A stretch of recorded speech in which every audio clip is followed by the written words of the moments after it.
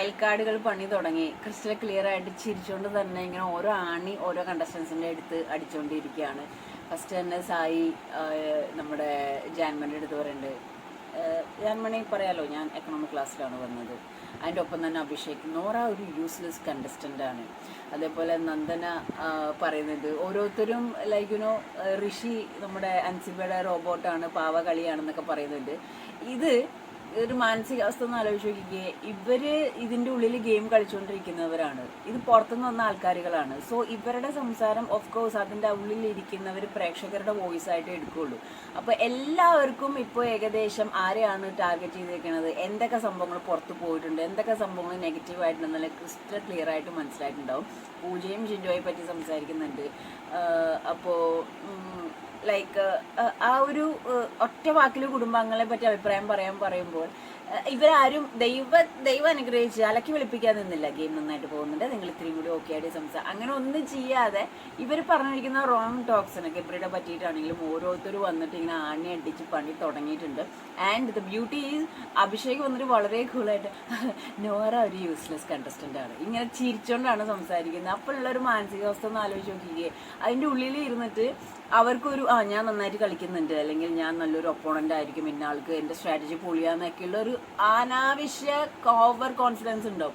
ആ ഒരു കാര്യം ഏകദേശം ഇപ്പോൾ തീരുമാനമായിട്ടുണ്ടാവും. കാരണം പുറത്തുനിന്ന് ഇവർ വന്നപ്പോൾ ഓടിപ്പോയി ചിരിച്ച് ഡാൻസ് കളിച്ച് വെൽക്കം ചെയ്ത അവസ്ഥയൊന്നുമല്ല. ലിവിങ് റൂമിൽ ഇങ്ങനെ നിരന്നിരുന്നിട്ട് ഇവരിങ്ങനെ ഓരോന്നിങ്ങനെ അടിച്ചടിച്ചിങ്ങനെ പറയുമ്പോൾ റിംഗ്ലൈറ്റ് കട്ടായിപ്പോയി കൈസ്. അതാണ് പെട്ടെന്ന് എനിക്ക് ഇങ്ങനത്തെ ഒരു എക്സ്പ്രഷൻ വന്നത്. അപ്പോൾ എന്തായാലും കയറിയിരിക്കുന്ന വയൽക്കാടുകളൊക്കെ അടിപൊളിയാണ്, ഒന്നൊന്നിനും മെച്ചം എന്നുള്ള രീതിയിലാണ്. ഇപ്പോഴാണ് കളി ഒന്ന് ഇൻട്രസ്റ്റിംഗ് ആയത്.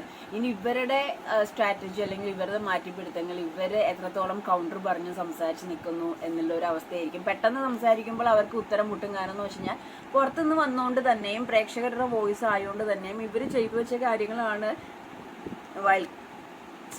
വയൽക്കാട് ആളുകൾ പറയുന്നത് എന്നുള്ള രീതിയിലുമൊക്കെ ഇവർക്ക് ഒന്ന് പറഞ്ഞു നിൽക്കാൻ ബുദ്ധിമുട്ടായി. കുറച്ച് കഴിയുമ്പോൾ ചില്ലായിരിക്കും. പക്ഷെ എന്നാൽ പോലും ഇപ്പോൾ വിന്നിങ് എലമെന്റ് ഇപ്പോഴും അതിൻ്റെ ഉള്ളിലില്ല കേട്ടോ.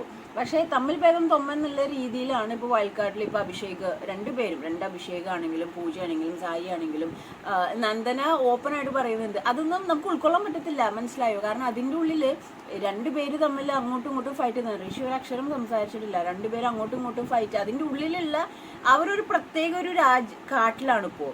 അവിടുത്തെ രാജാവ് ഞാനാണ്, രാജ്ഞി ഞാനാണെന്ന് സ്വയം അക്സെപ്റ്റ് ചെയ്ത് സ്വയം ആ ഒരു കിരീടം തലയിൽ എടുത്ത് വെച്ച് നടക്കുമ്പോൾ പുറത്തുനിന്ന് ഒരാൾ വന്നിട്ട് കിരീടം പോയിട്ട് ഒരു സാധനം പോലും തനിക്കില്ലടോ, താൻ വെറും മൂക്കിലരായത്ത് മുറുമുക്ക രാജാവ് എന്നുള്ള രീതിയിൽ ഒരു ഔട്ട് കൊടുക്കുമ്പോൾ ഈഗോമെ ടച്ച് ചെയ്യാന്ന് പറയുന്ന ഒരു വൃത്തികെട്ട ഒരു കാര്യമുണ്ട്.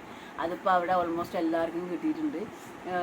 സീക്രട്ട് ആണെങ്കിലും പറയുന്നുണ്ട്, ഇപ്പോൾ എക്കണോമിക് ക്ലാസ്സിലാണ് ഞാൻ വരുന്നതെന്നൊക്കെ പറയുമ്പോൾ നമുക്ക് തിരിച്ച് പ്രൊവോക്ക് ചെയ്യാൻ പറ്റില്ല. കാരണം ഓൾറെഡി ആ ഒരു സംഭവം സംസാരിച്ചിട്ടുണ്ട്. അപ്പോൾ കൈൻഡ് ഓഫ് ബാക്ക് സ്റ്റാബ് എന്ന് പറയുന്നത് ഇൻഡയറക്ട്ലി താൻ ഈ പറഞ്ഞത് ഒരുമാതിരി കുണച്ച വർത്താനമാണെന്നുള്ള രീതിയിലുള്ള വയൽക്കാടുകാരുടെ ആദ്യത്തെ കുടുംബാംഗങ്ങൾക്ക് കൊടുത്ത ആ ഒരു സ്വീറ്റ് റിവെഞ്ച് ഫുൾ ഓൺ വൈബായിട്ടുള്ള ഒരു പ്രൊമോ ആണെന്ന് ഞാൻ കണ്ടത്. എനിക്കത് ഭയങ്കര ഇഷ്ടമായി. പൊളിച്ച് ഇപ്പോഴാണ് മനസ്സിന് സമാധാനത്തോടെ ഇവനോട് ഇത് പറയാൻ ആരും ഇല്ല എന്നുള്ള രീതിയിൽ നിൽക്കുന്ന സമയത്ത് ഇവർ കയറിയിട്ട് നമുക്ക് വേണ്ടിയിട്ട് അല്ലെങ്കിൽ പ്രേക്ഷകരുടെ ഒരു ഇതും ഇവരുടെ പെർസെപ്ഷനൊക്കെ മാച്ചായിട്ട് ഇവർ കൊടുത്ത ആ ടിക് ഫോർ ടാക്ക് എന്ന് പറഞ്ഞ ഓരോ പോയിന്റ്സും ഹൈലി വാല്യുബിൾ ആണ്.